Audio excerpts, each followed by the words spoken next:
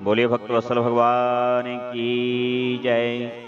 आनंद कंद गोविंद भगवान की जय। सतगुरुदेव भगवान की जय। सत्य सनातन धर्म की जय। भारत देश की जय।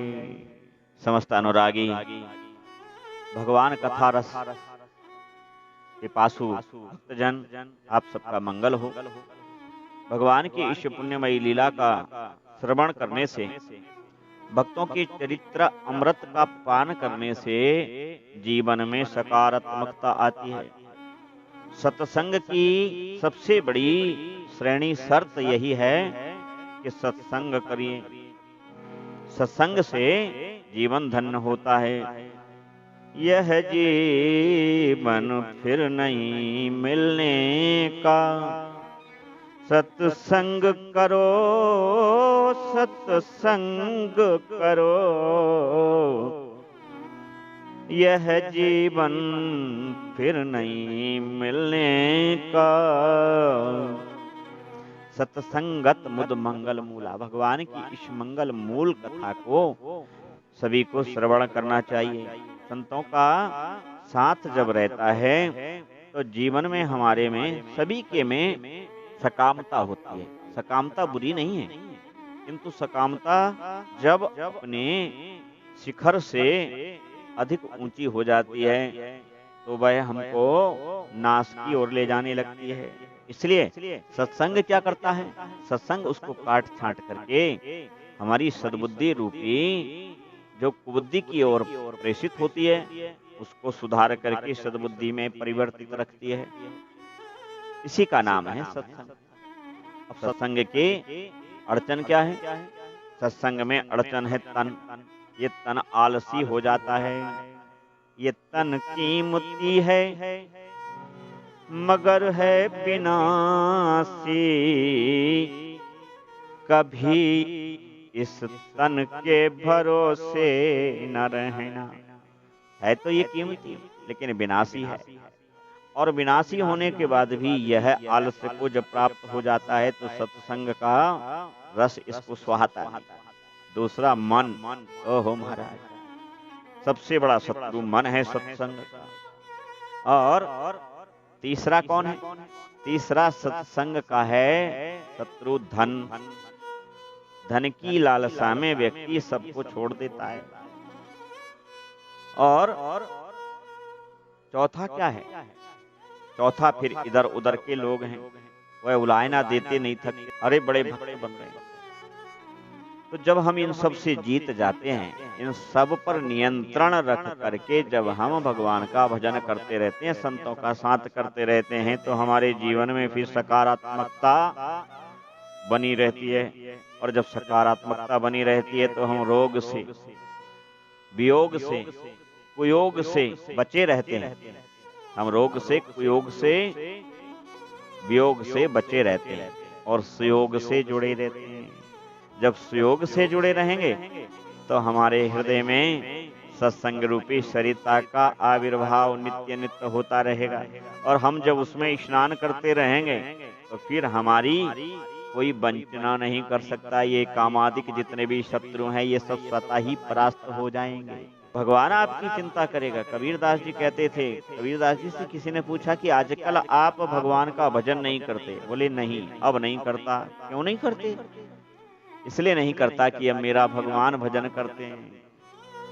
पीछे पीछे हरि फिरे कहत कबीर कबीर। अब भगवान मेरे पीछे पीछे कबीर कबीर कहते कहते, और सत्य मानना ये बात बिल्कुल परम सत्य है। अगर जब भगवान के भजन में आप इतने तल्लीन और तन्मय हो जाते हैं तो सचमुच भगवान आपका भजन करने लगता है। ये भगवान की रीति है। ये मत समझना कि मूर्ति के सामने बैठ करके, मंदिर के सामने बैठ करके, घर में जब तुम भगवान का ध्यान करते हो तो भगवान बहरे हो जाते हैं। ऐसा नहीं, उस समय भगवान आपका ध्यान कर रहे होते हैं। एक बार की बात है, कबीरदास जी सत्संग करते थे। उनका जो आश्रम था वो नगर बधुओं के कुटियों के पास में था। वैश्याओं का वहां पे निवास था। चारों ओर रात्रि काल होता, सब साधु संत जुड़ जाते कबीरदास जी के आश्रम में और बैठ करके जोर जोर से भगवान का कीर्तन करते, ढोल मंजीरा बजा करके, करताल बजा करके। इससे वो वैश्याओं से मिलने वाले जो उनके प्रियजन आते, उनके प्रेम में खलल पड़ती। एक दिन उन वैश्याओं के प्रेमिकों ने, वैश्याओं के रसिकों ने कहा कि ये रोज रोज की झंझट आज समाप्त कर देते हैं। एक कबीर बहुत गड़बड़ करता है, आज ऐसा करते हैं कि इसके आश्रम को और इसको यहाँ जला करके समाप्त ही कर देते हैं, रोज रोज की झंझट खत्म हो जाएगी।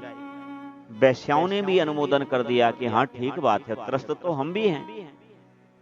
और उनके दोस्त लोग जो गए, उनसे मिलने वाले उनके प्रियतम, और जा करके और तेल डाल करके आग लगा दी। चारों तरफ से आग लग गई। कुछ साधुओं ने कबीरदास जी के पास दौड़ के गए, कहा अरे अरे कबीरदास जी आग लग गई है, आग लग गई है, आग लग गई। कबीरदास जी ने कहा लग गई है तो लग जाने दो, तुम तो भजन करो, बैठो, हमारा आग से क्या संबंध, हमारा तो संबंध भजन से। और कबीर तो कबीर थे। साधुओं को बिठा लिया, भजन करने लगे।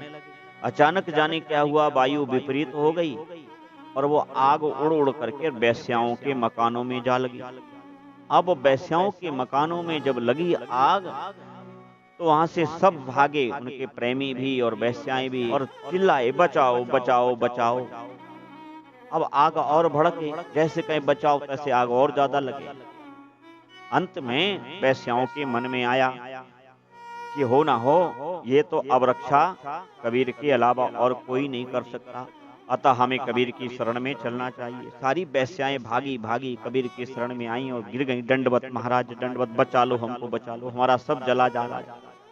कबीर ने कहा हुआ क्या, क्यों इतनी व्याकुल हो, क्यों परेशान हो, बैठो भजन करो भगवान का। वैश्याओं ने कहा महाराज क्षमा चाहती हैं, जो हमसे मिलने आते हैं हमारे दोस्त, हमारे यारों ने आपके इस आश्रम में आग लगा दी। बोले फिर क्या हुआ, बोले फिर क्या पता नहीं, अचानक हवा विपरीत चलने लगी, यहाँ से आग हमारे मकानों में लग गई और अब हमारा सब जला जा रहा है। कबीरदास जी ने कहा क्यों व्याकुल होती हो, क्यों चिंता करती हो, अरे इसमें हमारा कोई लेना देना नहीं। तुम्हारे यारों ने हमारे मकान में आग लगा दी और हमारे यार ने तुम्हारे मकान में आग लगा दी, बात बराबर। अब ये यारों यारों का झगड़ा है, हमें इसमें नहीं पड़ना चाहिए। आओ बैठ के तुम तो भजन करो। अब व्याकुल वैश्याएं रोएं, महाराज कृपा करो, दया करो। कबीर ने जोर से डांटते हुए कहा ना कि भजन करो, बैठो। और सचमुच उसी समय कीर्तन हुआ। मन लाग्यो मेरो राम फकीरी में, मन लाग्यो मेरो राम फकीरी। और सब वैश्याएं गाने लगी और जैसे ही गायन शुरू हुआ, देखते ही देखते आग एकदम समाप्त हो गई। और आनंद की बात यह थी कि ना तो बाबा जी के यहाँ कुछ जला था और ना वैश्याओं के यहाँ कुछ जला था। भजन का ये प्रताप है। साधुओं से उन्होंने कहा कि कबीरा तेरी कुटिया गलकटियों के पास, करेंगे सो भरेंगे, तू क्यों हो तो उदास।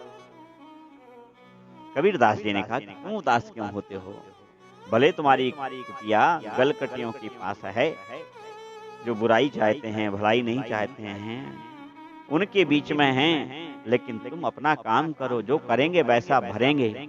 उस दिन से सारी वैश्याएं कबीरदास जी की अनुरागिनी हो गईं।